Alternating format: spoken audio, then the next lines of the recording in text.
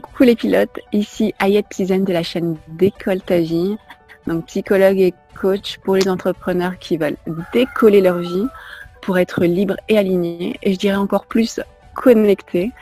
Aujourd'hui, j'ai l'honneur de vous présenter comme invité Mehmet Gül qui me fait la joie d'être parmi nous aujourd'hui malgré ce confinement. Donc bonjour à toi Mehmet. Bonjour Ayette. Comment vas-tu? Très bien, je te remercie. Merci de m'accueillir chez toi. Ravi d'être justement sur la chaîne Décolle ta vie. Et justement, la thématique, c'est vraiment de savoir, toi Mehmet, donc tu es coach en PNL, d'accord? Ouais. J'aimerais, et on aimerait avec les pilotes, découvrir qu'est-ce qui a fait que tu es devenu aujourd'hui coach en PNL depuis maintenant un peu plus de 3 ans, d'accord? Qu'est-ce qui a fait que... C'est ça. Hein. Et parce qu'avant, tu étais dans le management, vraiment dans les entreprises de distribution. Qu'est-ce qui a fait qu'à un moment donné, tu as switché dans ta vie et tu t'es dit, stop, on arrête tout ça et je vais aller être coach en PNL. Explique-nous tout ça. Alors, déjà, merci de m'avoir accueilli chez les pilotes et sur ta chaîne. Merci de m'avoir accueilli ici. Et puis, alors, pour résumer, je veux dire simplement, j'ai été cadre dirigeant pendant 23 ans dans des entreprises du CAC 40 et c'est des grosses entreprises comme Carrefour, comme d'autres aussi. Et j'ai fait 11 ans aussi dans le prêt-à-porter. Et en fait, durant ces années, le côté managérial, le côté proximité avec les gens et surtout accompagner les gens dans leur réussite, c'est surtout ça, moi, qui m'a beaucoup inspiré. Et en fait, plus je faisais réussir les gens et plus je prenais de plaisir à faire réussir les gens. Alors comme j'étais cadre dirigeant, j'avais toujours des adjointes, des équipes de vente, etc., etc.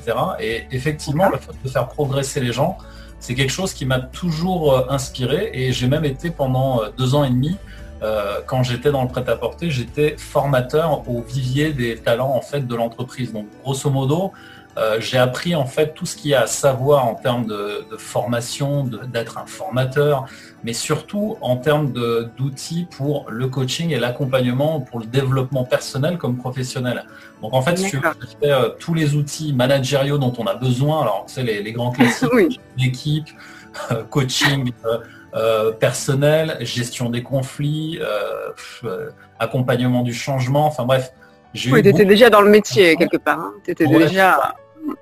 C'est ça, j'avais déjà, si tu veux, le socle pour le coaching et l'accompagnement. Et puis tu sais, quand on est cadre dirigeant, quand tu as des équipes de 25, 30, 40 personnes, il y a un moment, la relation humaine, l'humain ne suffit pas, donc il faut vraiment des outils managériaux. Mais au-delà de ça, le côté, en fait, ce qui, moi, me donnait vraiment l'envie de faire ce métier, c'était justement le fait de voir les autres réussir. Et plus je faisais ça, et plus je kiffais.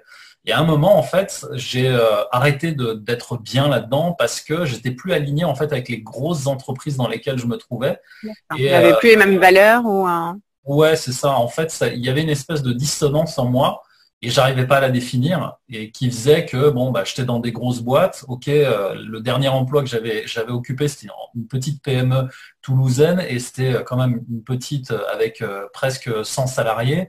J'étais à la tête de 40 sur une agence et je kiffais plus ce que je faisais, quoi, en fait. Et t'as senti... Ouais. Et à un moment, en fait, alors là, c'est plus je dirais un message de l'univers, tu sais, parce que on en parlait un peu avant en off, mais tu sais, le côté, les petits messages que l'univers t'envoie, tu sais, les petites alertes, en fait, comme ça. Au début, en fait, voilà, c'est ça. Au début, tu sais, il t'envoie un petit SMS, tu vois, pour te dire, ah, attention, là, il y a peut-être un problème. En fait, voilà. Et tu dis, mais le SMS, non, c'est rien, en fait. Après, il t'envoie un email, après, il t'envoie un courrier, après, il t'envoie un recommandé. Et à la fin, en fait, c'est les huissiers qui débarquent à ta porte et tu sais pas ce qui se passe. Donc, tu comprends pas même mettre. Ouais, c'est ça. Et c'est ce qui s'est passé un peu pour moi. Tu sais, je me suis retrouvé, en fait, alors, pour faire simple aussi, j'ai eu quelques problèmes de santé, en fait, et j'ai un ulcère que j'ai pas traité pendant très longtemps.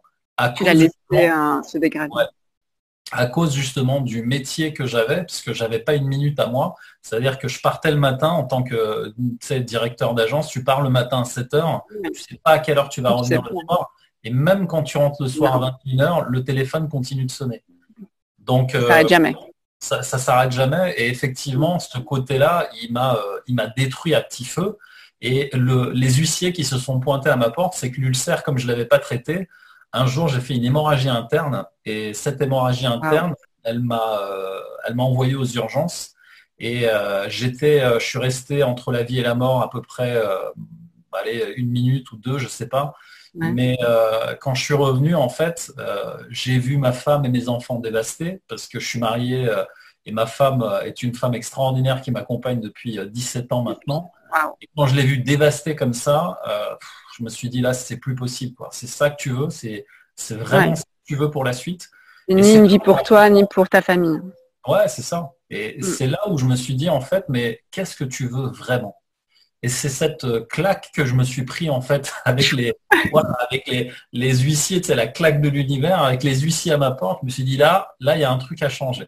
Et effectivement, le fait de repartir en moi, de me poser les vraies questions, de savoir avec quoi j'étais vraiment aligné, la première chose qui est ressortie, c'est justement le fait d'accompagner les autres dans leur réussite.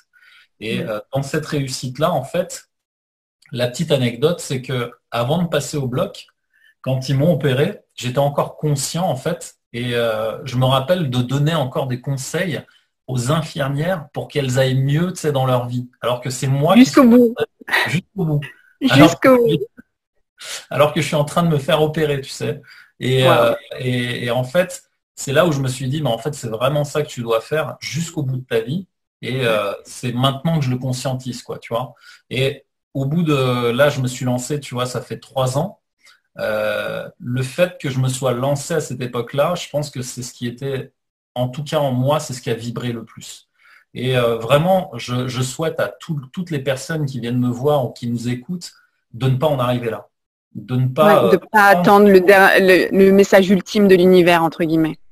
Et c'est ça. Je souhaite à personne justement de vivre le pire pour obtenir le meilleur dans sa vie. Et c'est vrai que c'est quand on est dans le pire que le meilleur apparaît. Tu vois, c'est comme le confinement aujourd'hui. On est dans le pire, mais il y a des choses merveilleuses qui sont en train d'arriver. Émerger, ouais. Ouais, et l'humanité, tu vois, juste au niveau de la planète, on est en train de régénérer la planète. T'imagines en 15 jours. Ah, mais c'est clair. La nature, elle est en train de reprendre possession de sa place. Les animaux sont en train aussi de revivre, de se remontrer. Donc, c'est juste incroyable. Et ça fait plaisir aussi à voir. Même en déplaise aux êtres humains qui sont confinés, mais en tout cas, de voir la nature revivre, c'est juste merveilleux. C'est pour ça que, en fait, de ne pas attendre la dernière minute pour se poser les vraies questions. Et je pense que on a tous en fait en nous, et je pense que c'est un sujet sur lequel je me spécialise de plus en plus actuellement. On a un saboteur intérieur et ce saboteur intérieur justement, c'est un sujet qui revient assez régulièrement aussi dans la bouche de mes clients, c'est que le saboteur intérieur en fait, c'est cette petite voix en fait qui t'empêche vraiment de te poser les vraies questions. Et c'est avec ça que je me suis voilé la face pendant des années en fait, en me disant mais non, c'est pas ci, non, c'est pas ça, etc., etc. Et en fait, quand je suis arrivé au pied du mur et que je suis sorti de l'hôpital, à la sortie de l'hôpital, en fait, j'ai mis 15 jours à me remettre parce que j'étais en soins intensifs pendant 15 jours. 15 jours après, je sors et on m'annonce que je suis licencié.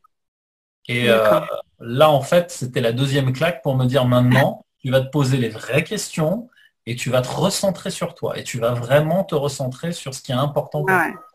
C'était un cadeau, en fait. Ouais, c'était un vrai cadeau. C'était douloureux au moment où ça arrivait. Bien sûr. C'est arrivé au moment où tu sors de l'hôpital, tu n'es pas encore guéri, tu sais pas qu'est-ce que tu veux, enfin qu'est-ce qui va se passer, etc. Donc, ça a été vraiment un enchaînement qui a fait que derrière, en fait, le fait que je me sois posé les bonnes questions et que surtout j'ai une femme quand même qui est exceptionnelle, qui m'a soutenu dans les pires épreuves et vraiment qui a compris que c'était plus l'ancienne méthode de salariat qui me convenait. C'est là où les choses ont vraiment changé. Ouais. Waouh, waouh. Il y a eu vraiment ce switch. Ouais. Ouais. Et le switch est arrivé en fait par le fait que je veuille être coach et coach plus particulièrement en PNL parce que j'avais déjà découvert la PNL en fait par Tony Robbins quand j'ai lu son bouquin Pouvoir illimité. Et là, je me suis intéressé de plus en plus à la PNL et j'ai découvert finalement que la PNL et surtout les présupposés, les règles qu'il y a dans la PNL sont des règles de vie en fait universelles pour tout le monde, mais qui changent vraiment la donne et qui changent vraiment l'état d'esprit. Donc, je me suis spécialisé là-dedans depuis plus de 3 ans. Je suis praticien PNL aujourd'hui et j'espère être PNL l'année prochaine. Et l'idée, c'est de continuer justement à diffuser le message que finalement, en fait, on peut être qui on veut, quand on veut, en toutes circonstances et peu importe le contexte. Et ça, c'est vraiment puissant. Ça veut dire que c'est nous les pilotes. C'est vous les pilotes. C'est ça. On est les pilotes de notre vie. C'est ça.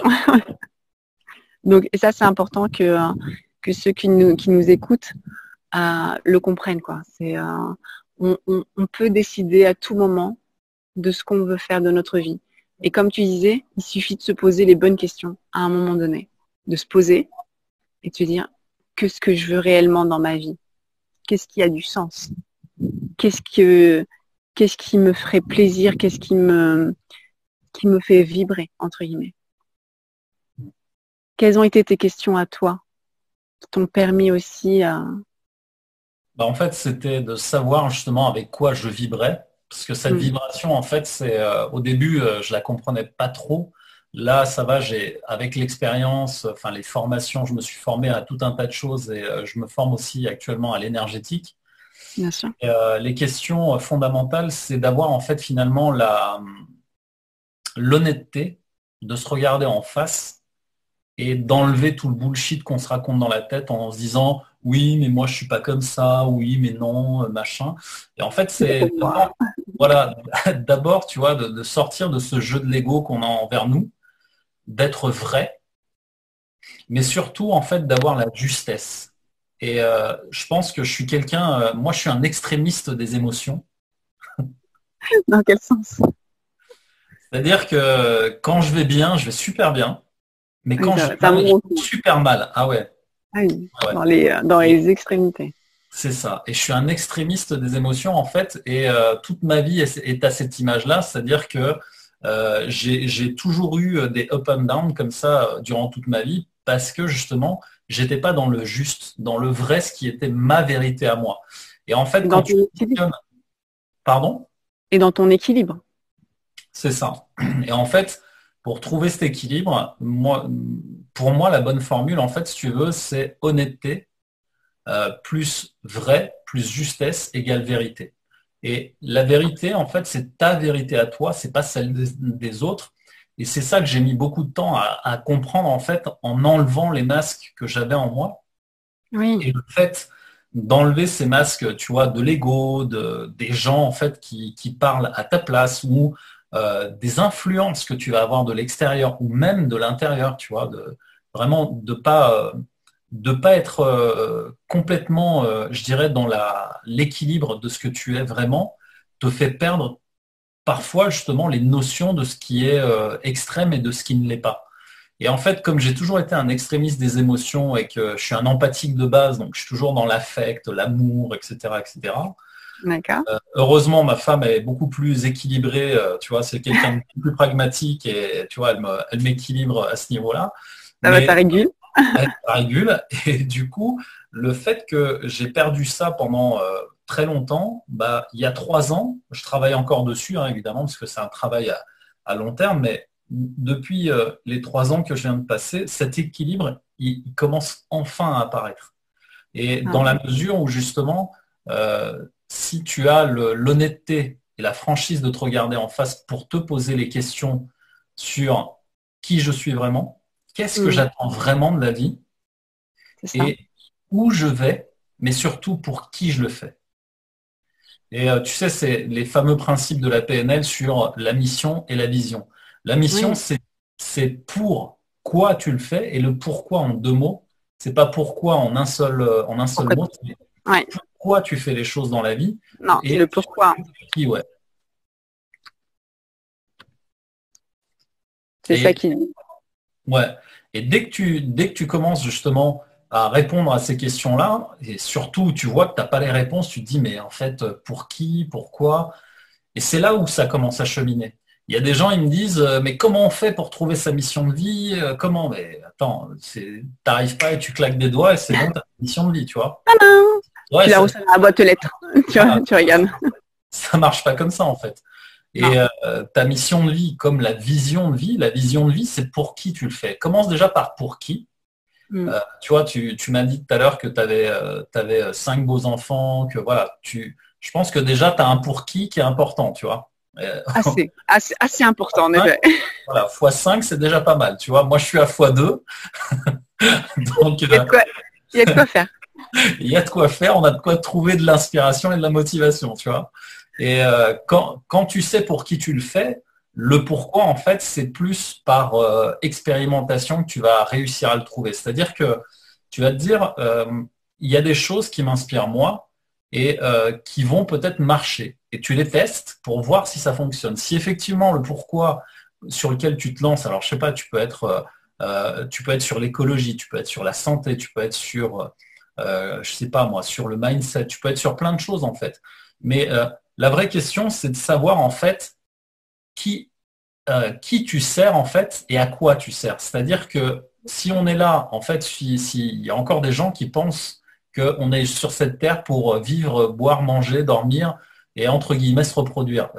Si c'est le cas, je pense voilà, je pense que les mammifères, ceux qui sont sur la planète, ont la même mission.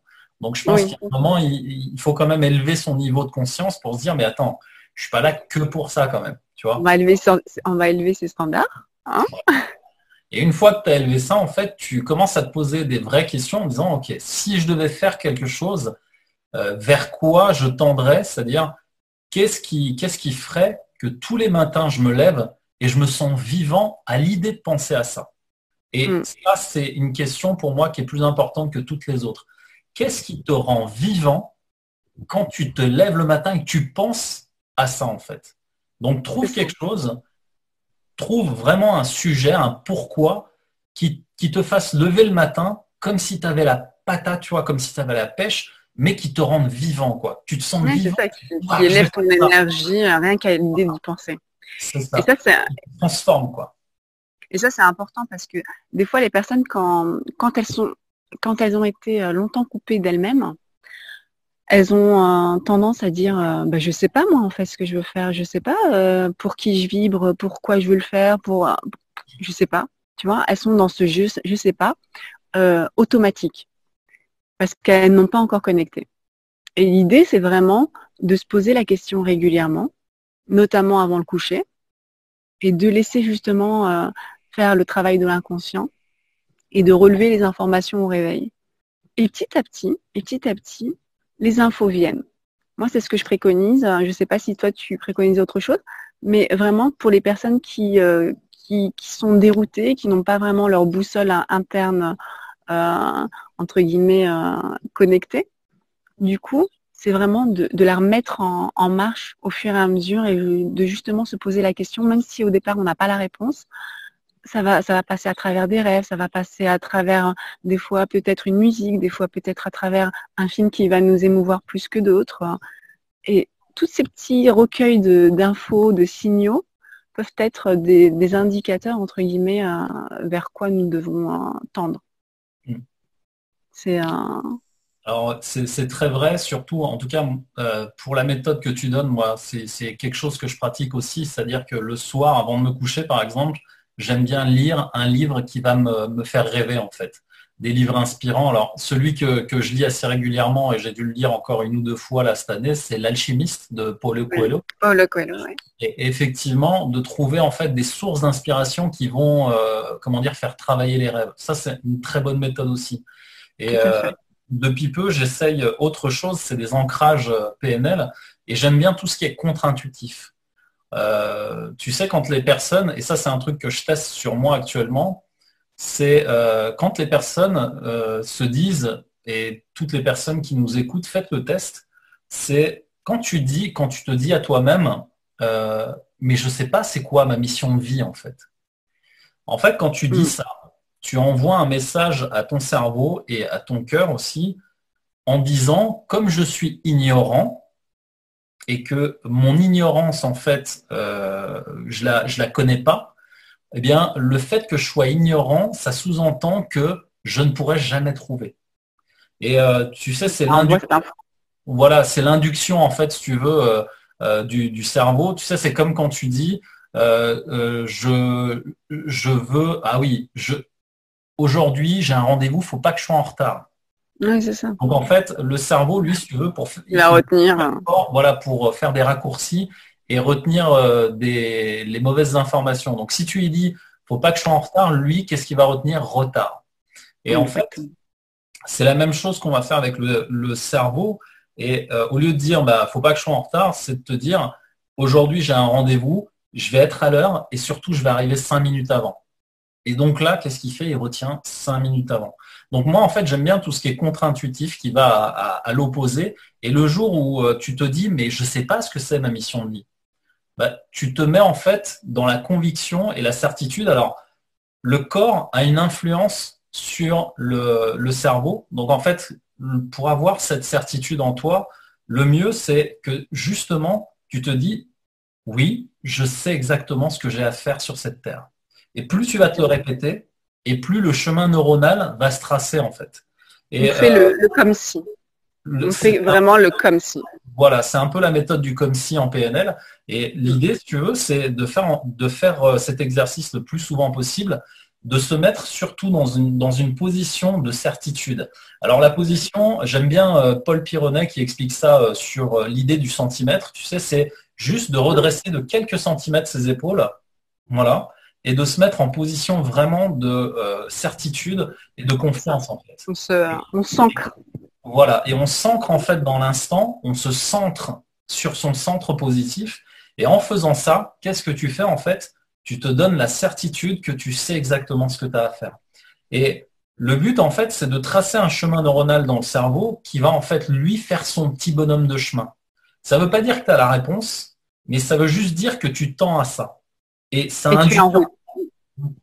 induit dans ta tête que tu vas dans cette direction-là. Et du coup, le cerveau, lui, qu'est-ce qu'il fait? Eh ben, il continue à cheminer, il va tracer un chemin neuronal là-dessus pour justement t'amener la réponse un jour ou l'autre. Parce que la réponse, elle ne va pas arriver, comme je te disais, comme ça, en un claquement de doigts, à moins que tu saches précisément ce que tu veux faire, etc. Parce qu'il y a des gens qui le savent déjà. Mais si tu ne sais pas encore, dis-toi que tu le sais, parce que le subconscient, pour rappel quand même, quand on est en préconscient, c'est-à-dire, tu sais, la partie avant du cerveau qu'on utilise pour faire nos calculs, pour vivre notre journée au quotidien, c'est 4 idées à la seconde. Voilà.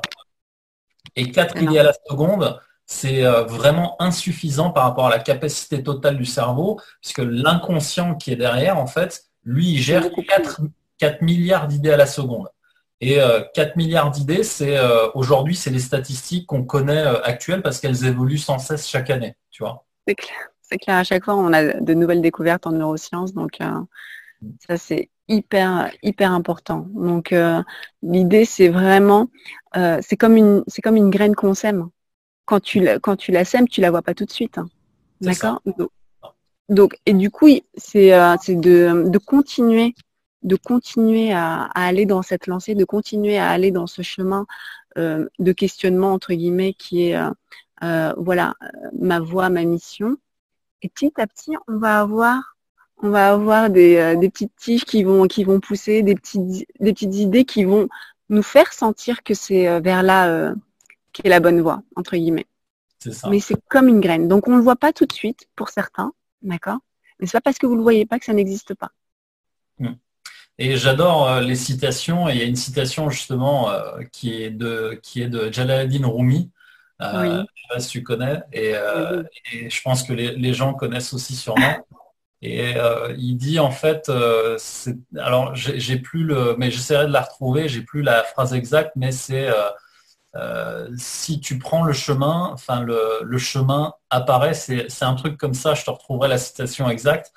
On la mettra dans le descriptif. Ouais, c'est vraiment de prendre le chemin. En fait, quand tu te mets en quête de quelque chose, le chemin apparaît en fait. Et c'est très puissant parce que c'est vraiment en fait le message qu'on doit envoyer à notre âme. c'est de se dire, tu sais pas où tu vas, mais vas-y quand même, et tu verras qu'au fur et à mesure que tu avanceras, le chemin apparaîtra à toi. C'est ça. C'est comme l'appétit vient en mangeant, c'est à peu près ça aussi. Ouais, c'est ça. Une version différente de. Voilà, je vois que tu es gourmande en plus en période de Pâques. Moi, c'est le chocolat, alors tu vois. À chacun sa métaphore.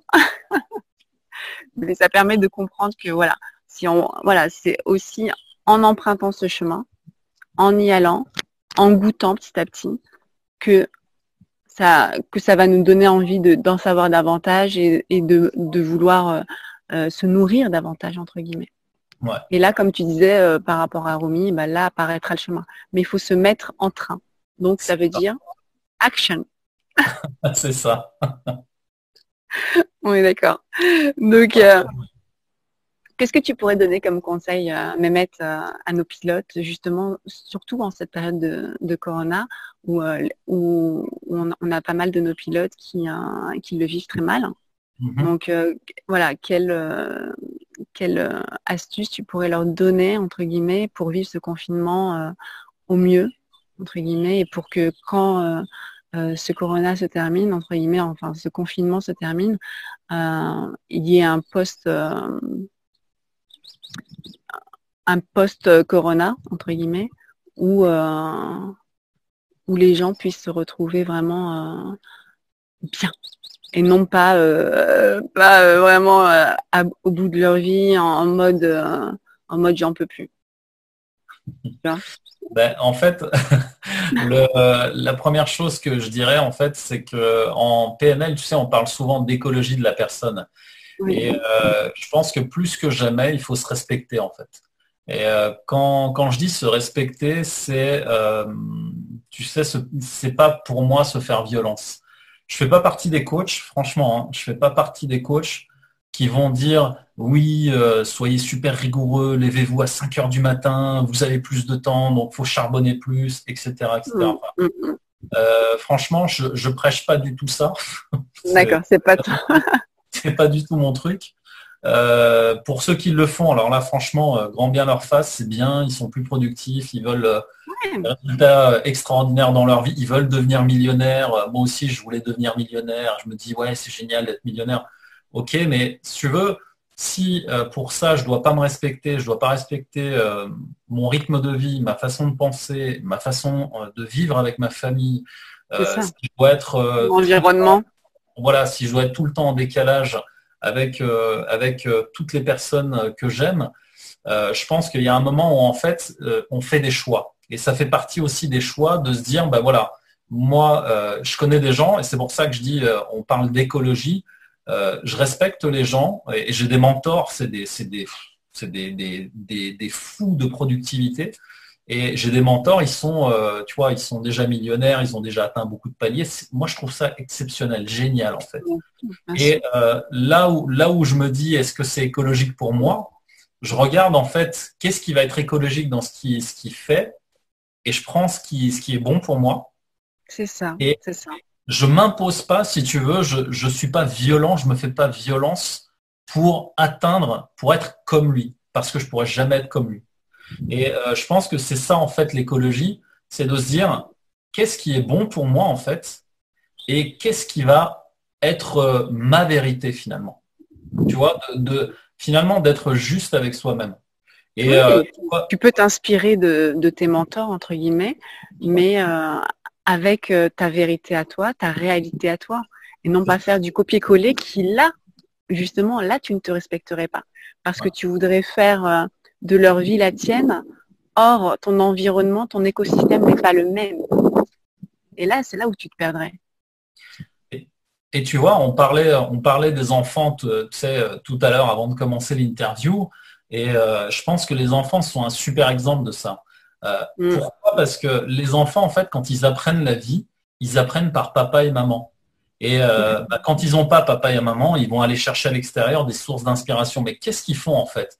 Ils le font finalement par ce qu'on appelle en PNL la modélisation. Parce que la PNL, au-delà d'être une boîte à outils pour la communication avec soi et avec les autres, c'est aussi une boîte à outils pour la modélisation de l'excellence.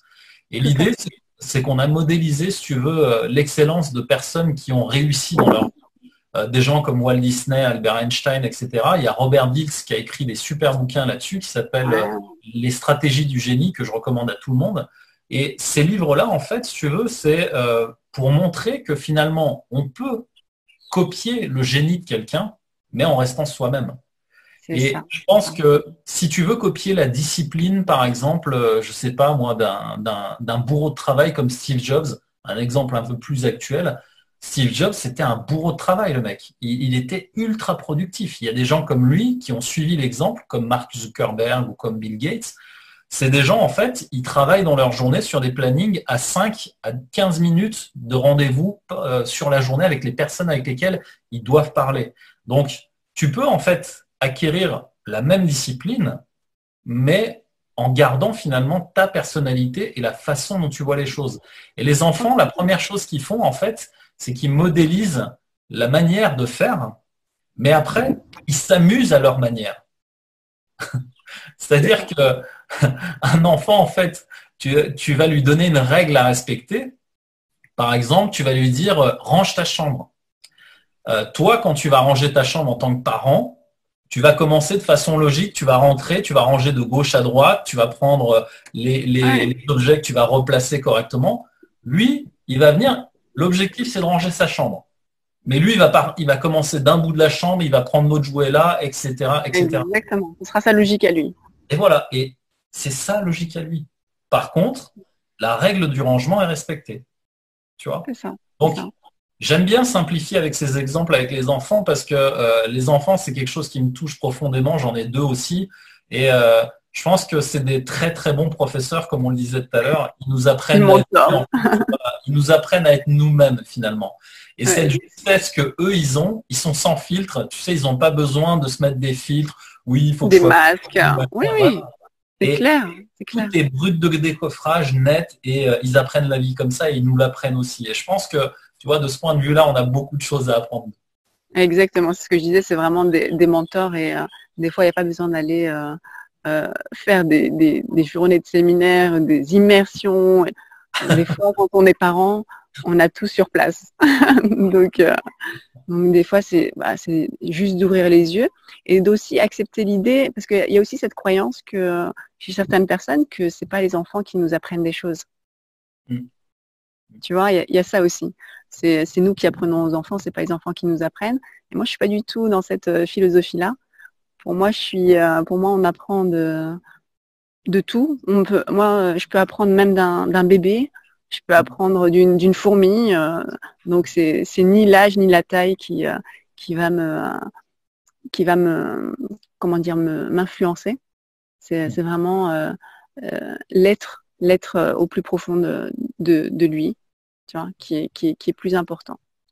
Donc, je suis complètement d'accord avec toi, et c'est justement dans les périodes d'apprentissage comme celle-ci. Alors, la période de confinement, effectivement, tu sais, c'est une période où on peut apprendre sur soi-même et sur sa relation à soi-même et aux autres. Et effectivement, j'ai eu des clients, moi, qui m'ont appelé en me disant, mais tu ne te rends pas compte, passer 24 heures sur 24 à la maison avec la femme et les gosses, c'est pas possible. C'est de la folie.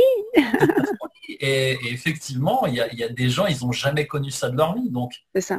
Là, ils découvrent et où ils redécouvrent.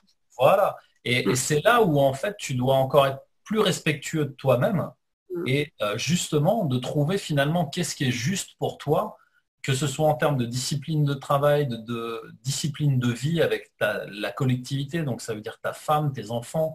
C'est juste de trouver finalement ton équilibre en prenant justement des rythmes ou en ne prenant aucun rythme. Et là, je vais aller à l'encontre, encore une fois, tu sais, moi je suis quelqu'un de très contre-intuitif. Je vais aller à l'encontre de tous les coachs, bonne santé, machin, faites bien les choses. J'ai envie de te dire, si tu as réactivé ton abonnement Netflix et que tu as envie de regarder Netflix le soir, eh ben, regarde Netflix, franchement. Et si tu as envie de manger une fois pas sainement du tout, de manger des burgers, des pizzas, franchement, fais-le. Et pourquoi je dis ça, c'est que le cerveau, en fait, il a besoin, comme le corps, d'un moment de relâchement à toutes les périodes de sa vie. C'est-à-dire que trop de discipline, trop de rigidité là-dedans te fait péter les plombs. Et inversement, trop de laxisme dans ta vie te fera péter les plombs aussi et te fera grandir tes frustrations. Et c'est là-dessus, en fait, qu'il faut garder un équilibre. S'il y a des soirs, tu as envie de rien faire, ne fais rien. Si le lendemain matin, tu te dis, là, il faut que je charbonne, charbonne à fond. Mais toujours, en fait, de respecter ta nature, de respecter tes envies et comme ça vient. Et tu vas voir que plus tu respectes ça, en fait, et plus l'équilibre se crée. Parce que on est en fait, et c'est pour ça que je parle d'écologie, tu vois, on est comme la nature. On a les 4 saisons en nous. Des fois, on est dans la chaleur de l'été, des fois, on est dans la froideur de l'hiver. Parfois, on est entre les deux. Il y a l'automne. On est tiède. Ça, il y a l'automne qui passe, on est entre deux eaux. Et là, le printemps qui revient avec plein d'espoir, avec plein de choses qui bourgeonnent et qui renaissent en nous. Et si tu veux, à partir du moment où tu as compris ça, tu as compris que l'être humain, il avait ces 4 saisons en toi. Mais voilà, c'est ça en fait l'être humain. C'est une variation perpétuelle de qui nous sommes et comment nous sommes. Parce qu'on est toujours quelqu'un de différent à chaque instant de notre vie. Et tu le sais bien, rien n'est plus permanent que le changement. Et l'être humain n'est que changement. Exactement. Donc l'idée là, c'est vraiment de se respecter et d'observer justement là où on est les heures où on est les plus performants, les heures où on l'est le moins, parce qu'on est différent à ce niveau-là. Chacun est différent. Donc c'est pour ça que avoir une discipline qui ne nous appartient pas, des fois on peut être en décalage. Donc autant prendre le temps, surtout avec ce confinement, de s'observer, voir vraiment est-ce que je suis plus productif le matin vraiment hyper tôt et là vraiment ça carbure, ou est-ce que c'est plutôt en fin de journée quand tout le monde dort, là c'est mon moment à moi et c'est là où je sens que l'inspiration me vient, c'est là où je sens que je suis plus productive. Et ça, tout le monde est différent par rapport à ça. Donc sentez-vous, il y en a c'est en plein après-midi, enfin bref. Donc c'est pour ça que là, c'est d'aller vraiment vous observer, d'aller faire cette introspection, de vous, voilà, j'ai envie de dire, de se dissocier et de voir vraiment ces moments où on est voilà. Là, c'est plutôt mon moment où j'ai envie de me poser. Alors là, c'est les moments où j'ai envie c'est mon moment de ressourcement. Là, c'est mon moment là où je suis opérationnelle. Voilà. De voir comment on fonctionne. Et c'est là le secret, en fait. C'est de se découvrir. Parce qu'on a beau lire les livres sur comment être le plus opérationnel, le plus productif, le plus ceci, le plus cela, etc. Comme on est chacun différent, des fois, on va se buter à un livre parce qu'on va dire « Ah, mais t'as vu, il dit qu'il faut se lever hyper tôt. Et toi, si t'es pas du matin, c'est tant pis pour toi. » Donc c'est ça aussi. Et donc ça, c'est hyper important quand tu dis de se respecter. Et donc pour passer par se respecter, c'est aussi apprendre à se connaître. Ouais. Et en fait, tu sais, c'est la fameuse loi du centrage et de la présence à soi-même. C'est-à-dire de mettre de la conscience en fait sur chaque instant de ta vie. Et cette pleine conscience, c'est de vivre. Tu pourras pas l'atteindre si tu vis pas l'instant présent. Et on passe le plus clair de notre temps, soit dans le futur, soit dans le passé. Et toutes les personnes qui viennent dans mes accompagnements, je suis obligé de déconstruire en fait les pensées qu'elles ont par rapport au passé, au futur, pour leur dire, mais si tu veux construire quelque chose, c'est là en fait. C'est maintenant. Now. C'est dans le présent. Effectivement. Et l'idée, c'est que plus les personnes en fait sont connectées à leur futur, à leur passé, etc., et moins en fait elles agissent pour construire quelque chose de vrai qui leur ressemble. Et la croyance qu'il y a là-dessus, c'est justement de se dire que quand on est en fait en train de faire les choses et qu'on pense soit au futur, soit au passé, la croyance, c'est de se dire, mais de toute façon, j'y arriverai pas. Et là, on repart en fait dans un cheminement. Et c'est reparti. Ouais. Et c'est reparti. Et pour des croyances, et, des choses qui sont pas toi en fait.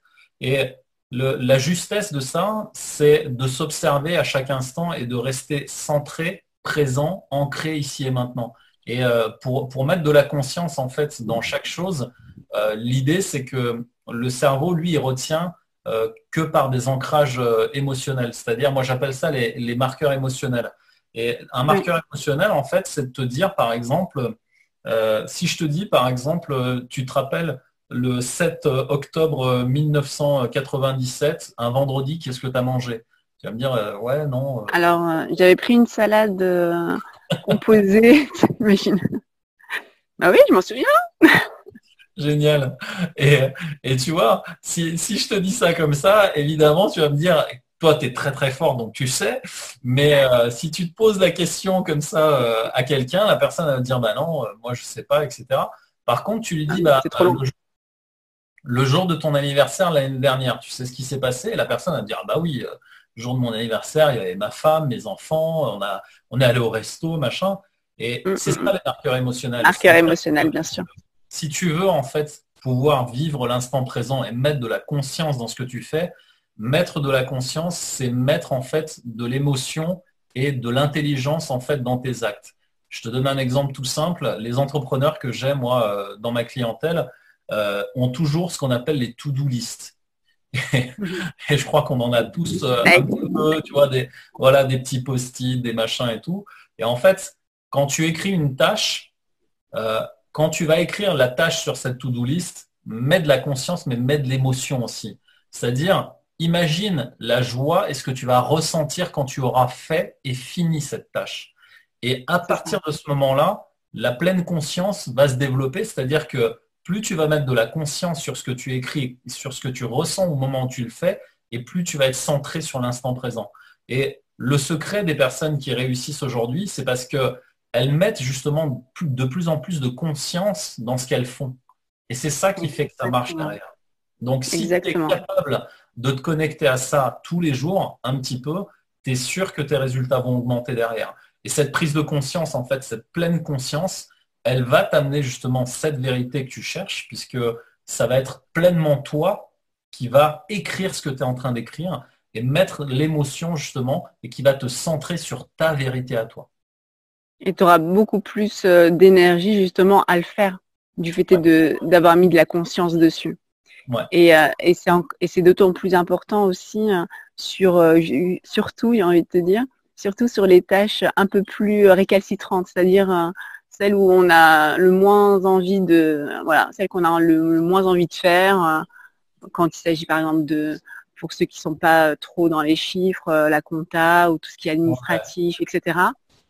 Bah ça, justement, en conscientisant les choses, ça va nous permettre vraiment de les faire et encore plus vite.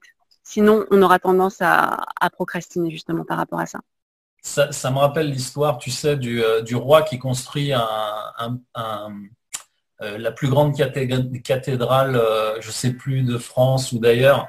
Et l'idée, en fait, c'est que quand tu construis une cathédrale, en fait, à l'époque, le roi, il prend des ouvriers comme ça et il leur dit, ben voilà, on a besoin de tant de tonnes de cailloux pour pouvoir créer cette cathédrale. Et en fait, un jour, il va sur le chantier et il voit justement plusieurs ouvriers en train de travailler, tu sais. Et il y en a un, il arrive, il prend la pierre comme ça, il tape dessus et il est là, il est en mode, tu sais, machine, tu sais, il pose, et, euh, D'accord. et le roi le regarde comme ça, il dit, mais tu fais quoi? Bon, il dit rien, je casse des cailloux. Voilà, il casse des cailloux, le mec, tu vois. Et, Allez, euh, ok. et le roi, il le regarde comme ça, il dit, ok, d'accord. Et il va voir un deuxième ouvrier, et le deuxième ouvrier, lui, il le voit un peu plus rapide et un peu plus organisé. Donc là, il voit le mec, il pose, tac, il casse le caillou, tac, il prend un autre caillou, tac. Et là, il lui dit, mais toi, tu fais quoi? Il dit, ah, moi, je suis payé au rendement, je gagne un salaire. Et Hmm. là, le roi, il dit, ah ouais, d'accord, ok. Et tu gagnes combien? Ouais, je gagne tant d'écus d'or. Ok, d'accord. Et du coup, il arrive vers un troisième, comment dire, ouvrier. Ouais, ouais, ouais. Et le troisième ouvrier, en fait, il le voit, il sélectionne les pierres. Il prend la pierre, il l'observe, et il commence en la posant délicatement et en taillant la pierre comme ça, tu vois. Mhm. Et là, le roi, il est choqué. Il se dit, mais attends, lui, en termes de rendement, ça va pas le faire, quoi. Lui, Mais toi, il me dit, mais tu fais quoi là? Il me dit, moi, je construis la plus belle cathédrale qui va exister dans ce pays. Et pour ça, chaque pierre est importante. Et c'est pour ça que je prends le temps de tailler chaque pierre avec Mm. amour, parce que je sais que le résultat va être juste extraordinaire. Ouais. Et là, le roi, il est choqué et il dit à ses contremaîtres, je veux que des mecs comme lui. Vous me ramenez tous que des clones comme ça. Voilà, c'est ça. Et tu vois, c'est ça la conscience en fait. C'est de Mm. savoir déjà pourquoi tu fais les choses Pourquoi tu le fais, ouais. et surtout quel niveau d'énergie, de conscience, de vibration, d'amour, de voilà. Et Qu'est-ce que tu puisque mets là? tu, et puisque tu laisses comme trace aussi. Parce Ouais, que évidemment que comme cet ouvrier prenait son temps pour tailler les pierres, ça va être forcément une cathédrale qui va durer dans le temps. Alors que aussi. si c'était avec des pierres non triées, non taillées ou très mal, forcément, qu'est-ce qui va se passer? Elle va s'effondrer. On est d'accord, elle va pas durer dans le temps. C'est ça. Et c'est pas des siècles après que les gens pourraient voir justement des cathédrales qui ont des siècles d'histoire. Mm. C'est juste énorme. Donc c'est d'où cette conscience primordiale, j'ai envie de dire. Ouais, ouais, c'est ça. Donc Et vraiment d'être connecté à l'instant présent et de vivre et de ressentir tout ce qu'on vit. Et tu sais, cet état de conscience, on le travaille au quotidien, ça vient pas comme ça du jour au lendemain.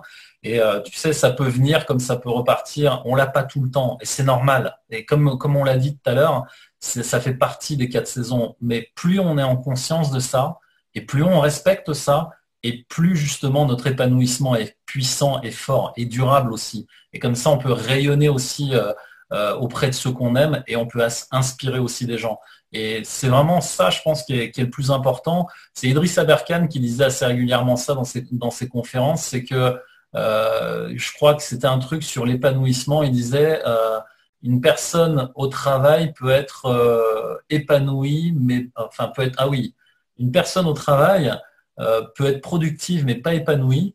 Et quand c'est l'inverse, en fait, elle est épanouie. voilà, elle est épanouie mais pas forcément productive. Et en fait, c'est de savoir où tu places la barre. Est-ce que c'est plus important d'être productif ou d'être épanoui? Et C'est surtout de ça. savoir qu'est-ce que l'épanouissement t'apporte en fait. Et on sait très bien que l'épanouissement apporte beaucoup plus de fruits que la productivité. On est d'accord. Ça a été révélé par maintes expériences par rapport à la productivité sans se respecter en tout cas. Ouais, Tu peux allier les deux entre guillemets avec efficience, mais si tu es vraiment uniquement focus sur la productivité, ça peut être au détriment justement de ton épanouissement, mais aussi de ta santé. Donc justement, d'où l'idée de se respecter, de respecter ses besoins, de respecter son corps et des signaux que notre corps nous transmet. De ne pas faire l'autruche, par exemple. Donc ça c'est primordial. Donc pour nos pilotes, donc ça c'est important pendant cette période de confinement de s'écouter, de se respecter, d'accord, de respecter leur rythme. Est-ce que tu vois autre chose comme conseil à leur communiquer? Euh, alors, je pense que il y aurait plusieurs conseils, comme je te disais, à donner, je pense, au niveau intellectuel. Alors, tu sais, le fait de faire marcher le cœur, le corps, le cerveau, je pense que tout ça va de pair. Donc, faut pas négliger la partie physique aussi. Essayer Bien vraiment sûr. de faire du sport autant que faire se peut, je veux dire. Même si vous n'êtes pas très sport comme moi, je suis pas très sport, donc je fais le strict minimum à ce niveau-là. Oui. Mais vraiment penser à tous les aspects en fait de votre personne, de votre corps et de votre mental pour que justement tout soit le plus équilibré possible. Parce que de toute façon, s'il y a un manquement sur l'une des parties, que ce soit le cœur, le cerveau ou le corps, il y a forcément, tu vois, des huissiers qui vont venir taper à la porte de ton corps ou de ton cœur ou de ton cerveau. Donc, voilà, Exactement. faut équilibrer, je pense, trouver en fait ses propres points d'équilibre pour respecter ça. Oui, oui, et puis quand on parle de sport, c'est pas forcément les sportifs de haut niveau avec 100 pompes par jour, etc. Ça peut être vraiment justement juste dans du réveil musculaire. Ouais, Vraiment aller sentir chaque muscle de son corps. Donc, ça va être vraiment juste des mouvements de la tête, mouvements des épaules, etc. Sentir ces articulations hein, au niveau des poignets, des coudes, au niveau des genoux, tout ça. Mais c'est pas forcément du sport de haut niveau, entre guillemets. C'est juste aller ressentir son corps, vraiment aller le réveiller, le stimuler. Et on peut même passer par des petits tapotements aussi pour bien éveiller tout ça. Donc, et il y a également aussi de la méditation, moi que je préconise assez régulièrement aussi, et c'est vraiment un outil qui permet de se recentrer, de se laisser du temps, parce que le temps c'est bien quand on en a beaucoup comme ça, mais le temps vraiment à soi, c'est la méditation. Je trouve que ça aide beaucoup à ça. Donc pour ceux qui font de la méditation, voilà, n'hésitez pas à en faire plusieurs fois par jour. Et moi, je fais aussi beaucoup de cohérence cardiaque. oui, la respiration. Dès que je peux durant la journée. La cohérence cardiaque, ça aide beaucoup aussi à se recentrer sur soi, quoi. Ça peut être d'ailleurs en introduction à vos méditations, les pilotes. Vous commencez par la cohérence cardiaque et ensuite vous allez à votre méditation. Et la méditation, ça vous permet aussi de vous recentrer dans le présent. Donc pour ceux et celles qui ont l'habitude d'aller dans le passé ou dans le futur, la méditation, grâce à la respiration, en vous concentrant sur votre souffle, vous permet vraiment de vous réaxer et de rester vraiment dans le présent. Donc à faire de manière régulière pour éviter de trop voyager dans le temps et de ne pas être dans l'instant présent. Pour les petits pilotes en culotte courte, qu'est-ce que tu préconises? Parce que pour moi, tu sais, j'ai 5 enfants, hein, c'est pas nouveau, mais du coup, pour moi, c'est important aussi de donner ces conseils aussi dès le plus jeune âge. Donc, je dirais le conseil numéro 1 quand on est enfermé avec des enfants, parce que là c'est le cas, c'est déjà première chose, s'ils ont la chance d'avoir un jardin comme le tien, tu vois, franchement, bon, évidemment, dès qu'ils peuvent sortir, se défouler, enlever le surplus d'énergie qu'ils ont en eux, faut surtout pas hésiter à le faire. Maintenant, pour toutes les personnes qui sont comme moi en appartement, moi j'ai une petite terrasse et on peut pas tout le temps les sortir. Et actuellement, je préfère ne pas les sortir. Alors chacun fait comme il veut, parce que je sais qu'il y en a, ils vont quand même sortir. Mais si vous devez rester en appartement, dites-vous bien que les enfants, en fait, ont besoin toujours d'extérioriser leur énergie et leurs émotions. Donc, quoi qu'il arrive, ils trouveront un moyen pour pouvoir l'extérioriser. Et c'est ça qui ne plaît pas aux adultes. C'est-à-dire, quand on est en appartement, on ne veut pas qu'il y ait de bruit, on veut toujours les brider sur tout, en fait. Ouais, donc, l'un des meilleurs moyens, en fait, je pense, pour canaliser ça, déjà, la première chose, c'est d'afficher un planning. Donc un planning très simple, c'est pour dire voilà les règles du jeu. Donc très simplement, matin, après-midi. Matin, qu'est-ce qu'on fait? Après-midi, qu'est-ce qu'on fait? En fait, l'enfant, lui, il a besoin d'un cadre pour justement savoir où et quand il peut agir. Et à l'intérieur du cadre, il va sans cesse vouloir repousser les limites du cadre. Donc ça, c'est complètement normal. Donc c'est complètement normal si vous lui dites le matin, en fait, tu as le droit, de crier, de faire du bruit. C'est pas un problème, mais ça veut dire que le matin, vous lui laissez faire ce qu'il veut. Il peut crier, sauter sur les canapés. Il a besoin d'extérioriser ça. Et c'est ça, surtout en période de confinement. C'est ça, en fait, qui est important, c'est de lui laisser finalement ces zones où il a besoin d'exprimer ce qu'il a à exprimer. Et ça peut ne pas vous plaire en tant qu'adulte. Et je le conçois, moi je serais le premier à gueuler, à dire ouais, tais-toi, ça va pas, etc. Mais c'est pas possible. Voilà, mais là, dans la période qu'on vit aujourd'hui, il n'a pas d'autre moyen que de l'extérioriser comme ça. Et c'est à vous, en fait, comme tu disais au départ, de privilégier la relation, et c'est ce qu'on fait en PNL, on privilégie toujours la relation au détriment de tout ce qui peut se passer autour. Donc ça veut dire que si vos enfants, vous leur laissez 1 heure où ils peuvent faire toutes les dingueries possibles. Alors, évidemment, hein, dans la mesure de la sécurité, du raisonnable, etc. Quand je parle de ça, c'est juste de les laisser s'exprimer s'ils ont besoin de crier, de faire du sport, enfin de bouger, etc. De leur laisser 1 heure comme ça où ils vont pouvoir extérioriser en fait tout ce qu'ils ont en termes d'énergie à l'intérieur. Et quand vous faites ça, il faut être prêt aussi à ce que les voisins viennent taper à votre porte et qu'ils vous disent, bon, voilà, il y a un problème, il y a trop de bruit.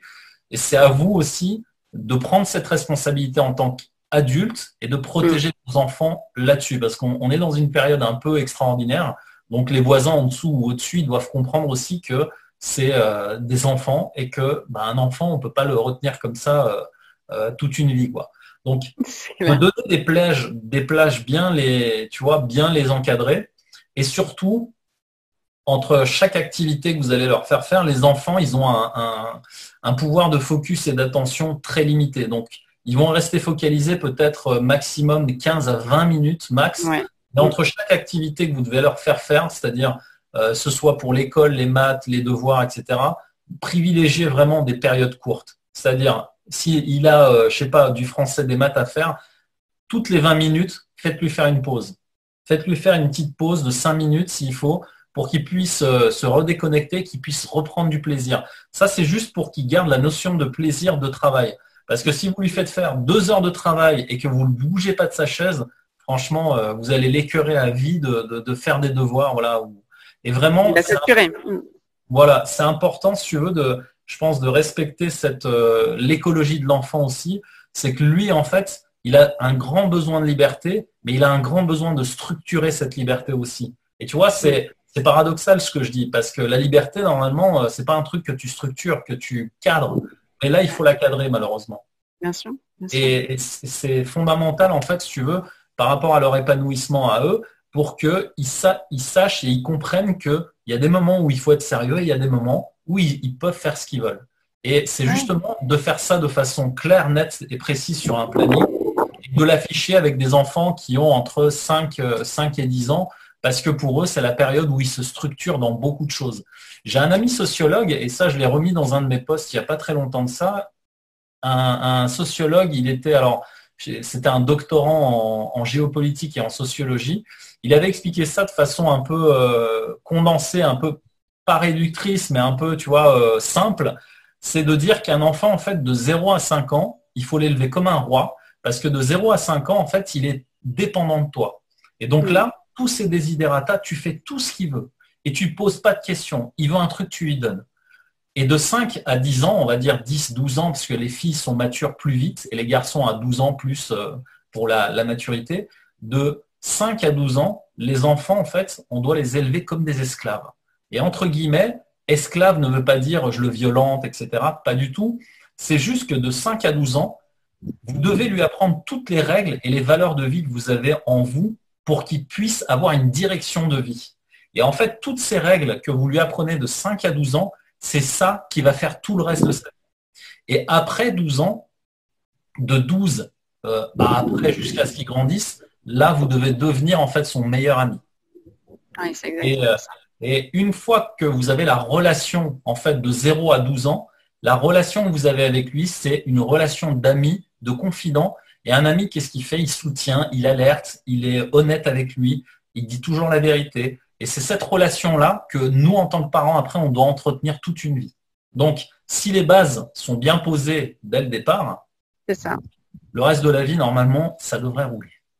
Et on met bien les guillemets entre roi et esclave, évidemment, voilà, pour les pilotes, d'accord. Voilà. Roi, ça veut pas dire, voilà, on va tout lui donner dans le sens, voilà, vous êtes,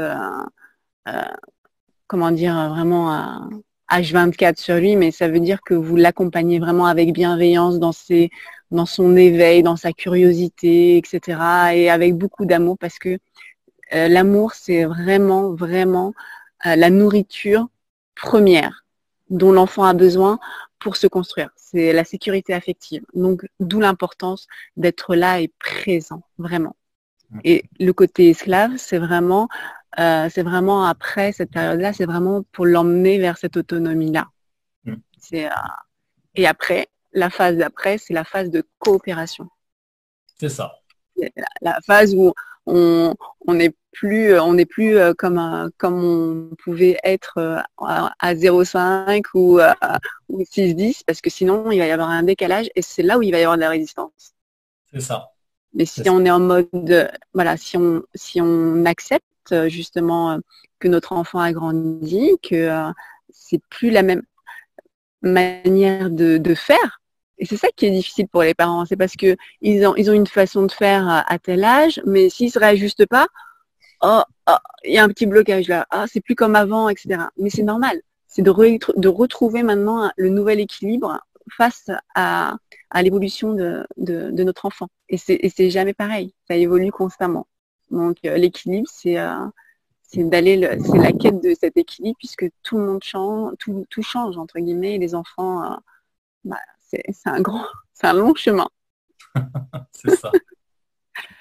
Merci beaucoup, Mehmet. Est-ce que tu peux, merci beaucoup.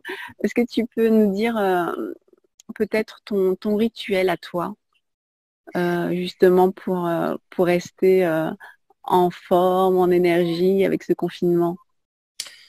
Franchement, j'ai pas une formule ou un rituel. Comme je le disais tout à l'heure, je respecte juste mes envies et mes rythmes en fait. Et il y a des choses évidemment qui sont récurrentes. Alors, il y a le rituel en fait. J'avais pris le rituel, tu sais, du livre de Hal Elrod, The Miracle Morning, tu sais, Oui. à l'époque où il est sorti. Et il y a des choses que j'ai gardées de ça parce que ça me permet toujours d'être en énergie. Mais aujourd'hui, j'essaye de vraiment toujours rester centré en fait sur l'écoute de mon corps et de mon esprit, parce que je me rends compte qu'à chaque fois que je l'écoute pas, ça devient une catastrophe en fait. Ouais, ouais. Quand tu veux faire abstraction, hein. Voilà, c'est ça. Tu sais, tu descends en fait dans les abysses de ton âme, quoi. Grosso modo, c'est ça. C'est que quand tu te respectes pas, les dissonances en fait sont beaucoup plus fortes en fait. Ouais. Et il y a Stephen Gilligan qui disait ça. Alors Stephen Gilligan, c'est un maître de ce qu'on appelle le coaching génératif. C'est un des élèves de Milton Erickson. Ouais. Je pense que tu connais En hypnose, ouais. en hypnose. Et lui, il avait un de ses maîtres d'aïkido qui lui racontait cette histoire en lui disant les élèves un jour sont venus demander au maître d'aïkido en lui disant mais maître, vous vous énervez jamais, vous êtes toujours égal à vous-même, vous êtes toujours dans cette espèce Ouais, de même, etc., etc. Et quel est votre secret, quel est votre rituel pour ça? Il disait ben, en fait les variations que vous ne voyez pas en fait, c'est parce que dès que ça va pas, en fait, il y a des moments où il va pas bien du tout. J'ai juste développé la capacité de revenir plus vite à mon centre, en fait. Et le centre, tu sais, c'est ce fameux équilibre où tu te respectes, où tout va bien, etc. C'est juste, en fait, de ne pas rester dans les abysses trop longtemps et de savoir revenir immédiatement, en fait, à cet équilibre-là. Et je pense que cette capacité à revenir au centre, c'est, en tout cas, c'est là-dessus que moi, je travaille actuellement, c'est de ne pas rester trop longtemps figé en fait sur ce qui ne va pas. Alors peu importe comment ça vient et par quel biais ça vient. C'est là aujourd'hui, moi, je suis en train de me spécialiser encore plus sur le saboteur intérieur. Tu sais, j'aime bien dire ce mot-là parce que mes amis m'ont dit, mais écoute, appelle-le comme il s'appelle, c'est le connard intérieur en fait qui est en nous. Tu sais, qui arrête pas de nous dire ouais, mais t'as pas fait ci, t'as pas fait ça. Ah ouais, mais regarde, l'autre, il est mieux que toi, l'autre, c'est un meilleur coach que toi, et blablabla. Blablabla. Et en et fait, d'ailleurs notre plus grand virus, hein, qui c'est est le plus grand virus, voilà, après effectivement, le après, coronavirus. voilà, après le corona, il y a le. Ouais, il était même là avant, je pense, tu vois, il va rester longtemps aussi après le corona, celui-là. C'est ça, tout dépend de nous entre guillemets. Et en fait, tu vois, c'est là-dessus que je me spécialise encore plus aujourd'hui. C'est parce que je me rends compte que chaque personne qui vient à moi, comment dire, avec son histoire, c'est une histoire qui lui est racontée. Et quand je lui dis, mais qui a dit ça en fait? Parce que tu sais, quand tu commences à dire, oui, toi en tant que coach PNL, t'es pas terrible, regarde l'autre là-bas. Et en fait, tu dis, mais qui dit ça en fait? Et c'est comme une fois une personne qui me dit un jour, moi je serais incapable de parler devant une foule, hein. Jamais. Je dis, mais jamais, vraiment jamais? Il dit, bah oui, non, c'est trop compliqué. Je dis, mais pourquoi? Il me dit, mais moi je suis sûr qu'ils me jugent. Je suis là, ils regardent et puis ils parlent entre eux, je suis sûr qu'ils parlent de moi. Et puis ils ont ramené des œufs et des tomates évidemment Voilà. aussi. Et je lui dis, je lui dis, mais qui dit ça? Mm. Il dit, non, mais il n'y a personne, mais c'est moi qui le dis, hein. Ouais, ouais, ok. Et juste, imaginons tu fais ce discours et après le discours, combien de personnes, à ton avis, viendraient te voir? Ah, je sais pas. Ok, bah écoute, c'est quoi? Organise un truc comme ça, fais le discours et on en reparle. Et la personne, donc du coup, elle est partie, elle a fait son discours et elle Ah, là, revient. osé. Je lui dis, bah alors? Elle me dit, bah ouais. Et je lui dis, alors combien de personnes sont venues te voir pour te dire que tu étais nul ou que, tu vois? Il dit, bah, tu sais quoi, en fait, au début, je parlais et j'avais l'impression qu'il me mitraillait du regard comme ça et tout. Je dis, mais qui dit ça? Il dit, mais c'est moi qui dis ça. Je dis, ok, combien de personnes sont venues te Qui dire, dit ça? voilà, combien de personnes sont venues te dire que tu étais nul, que ça allait pas? Sinon, bon, il n'y a personne qui est venu. Ah, ok, Il d'accord. n'y a que toi. Donc, voilà, donc il n'y a que toi. Donc, c'est qui ce toi qui, à l'intérieur de toi, te dit que ça, c'est... Et en fait, c'est ce fameux connard intérieur qu'il faut vraiment, absolument transformer en force et en une source de valeur pour toi parce que finalement, en fait, c'est un super pouvoir qu'on a en nous de Mm. savoir justement amplifier ce qui va pas. Et ce que j'apprends aux gens, c'est à amplifier ce qui va justement. C'est de transformer ce Exactement. connard en super-héros pour toi pour que ça devienne un super pouvoir en fait. Et quand tu fais ça, qu'est-ce qui se passe? Bah, comme je te le disais, c'est contre-intuitif. Tu sais, on passe 80% de notre temps à regarder ce qui ne va pas en nous. C'est ça. Donc imagine, si tu passais Imagine la perte de temps. 80% de ton temps à l'inverse, à regarder ce qui va super bien en toi. Là, c'est même plus, tu te transformes, tu sais, là, tu te transformes en super-héros, quoi. Je veux dire, tu deviens la meilleure version de toi-même. C'est ça change la donne. On n'est plus du tout dans le même processus là.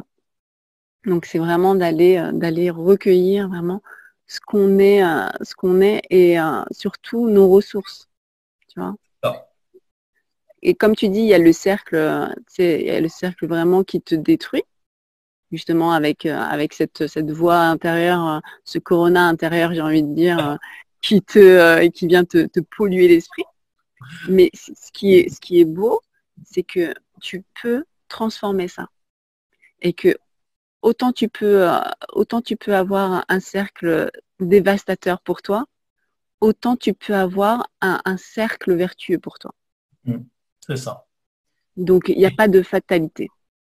Et la transformation, elle vient directement de toi, puisque c'est un sujet en fait qui dépend uniquement de toi et de tes perceptions. C'est là-dessus que je travaille le plus, parce qu'en fait, quand tu regardes bien, c'est la perception de ce qu'on a. Tu sais, je crois que c'est, je sais plus si c'est Jim Rohn, pardon, qui disait ça. Il disait que le problème, c'est la façon dont tu vois le problème. Et Mhm. la façon dont on le voit, en fait, c'est la façon dont on le perçoit.